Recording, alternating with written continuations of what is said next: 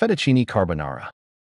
Ingredients: pasta, boiled, with salt and oil, oiled garlic, sautéed, processed meat, milk, white roux cream, pecorino or Parmesan cheese, salt and pepper for seasoning.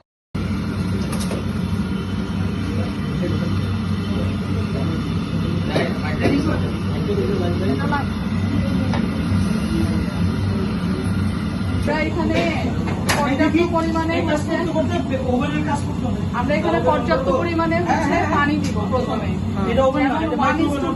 আমরা যদি 1 cup pasta বা pasta টাইপের কোনো কিছু boil করি সেখানে 10 কাপসের মতো পানি দিব। এরপরে বয়েলিং পয়েন্টে আসার পরে আমরা অয়েল এবং সল্ট অ্যাড করবো। করার পরে আমরা ফেটুচিনিটা অ্যাড করছি। পরে তারপরে এটা 80% সিদ্ধ হয়ে গেলে এটা আমরা নামাই ফেলবো। নামাই তারপর আমরা বাকি কাজ সম্পন্ন করবো। ফেটুচিনিটা আমরা 80% বয়েল করার পরে আইস ওয়াটারে এটাকে রেখে দিব। যদি না রাখি তাহলে এটা ওভার কুক হয়ে যাবে। আর আমরা তো পরে এটা বেকও করবো না, বেক করবো না, আচ্ছা কুক করবো, তখন এটা হয়ে যাবে, আরো নরম হয়ে যাবে। আমরা আইস ওয়াটারে রেখে দিব এটার জন্য না পরে প্রিভেন্ট করার জন্য।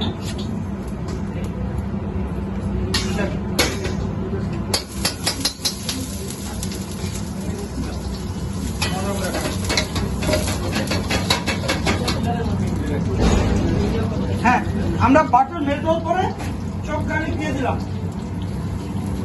অরিজিনাল রেসিপি তো যেভাবে বলছো ওখানে কোনো গার্লিক যায় না, কারণ এইভাবে কুকিং শুরু করে না।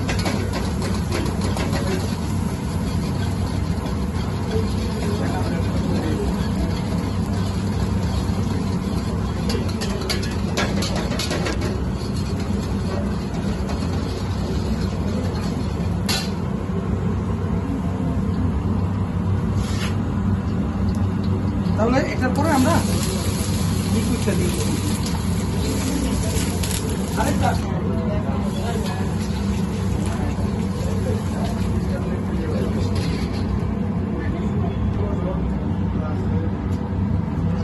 এটা ক্রিম না স্যার?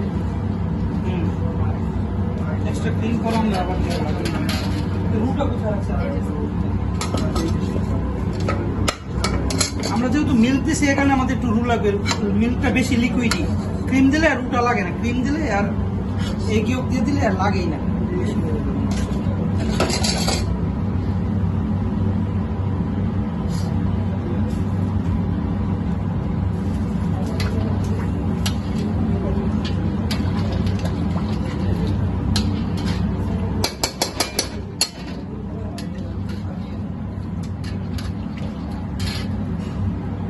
ইয়কটা দিয়ে দিলাম।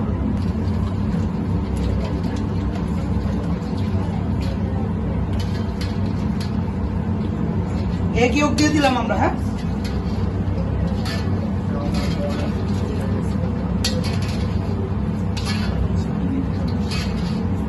আমরা আমরা আমরা টেম্পারেচারটা বাড়াচ্ছি না কেন জানেন? ডিমটা কুক হয়ে যাবে কিন্তু।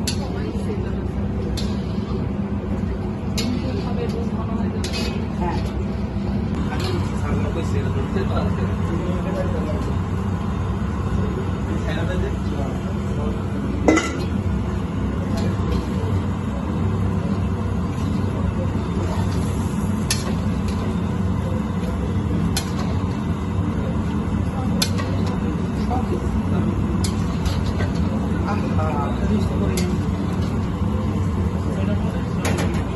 বলতে চাইছিলেন, বলতে হবে তো, বলতেছেন কি?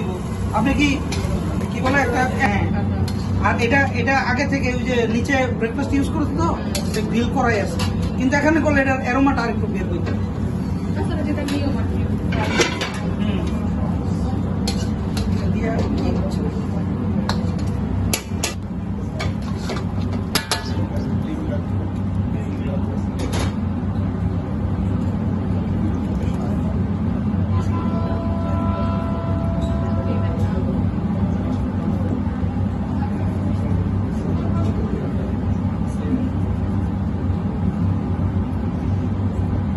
Salt, pepper, white pepper, huh?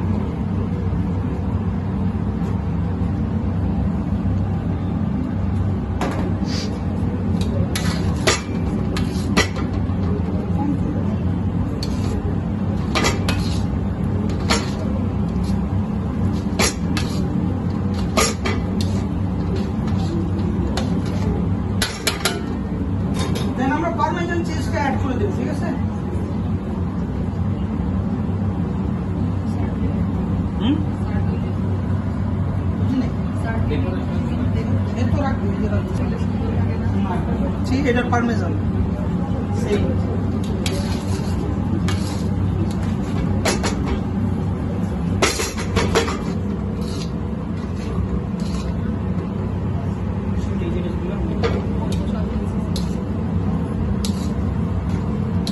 পাস্তাটা দেওয়ার পরে প্রথম 2-3 মিনিট কিন্তু কয়েকবার নাড়তে হবে, নাহলে পাস্তায় যে স্টিক হয়ে যায় একটা সাথে আরেকটা।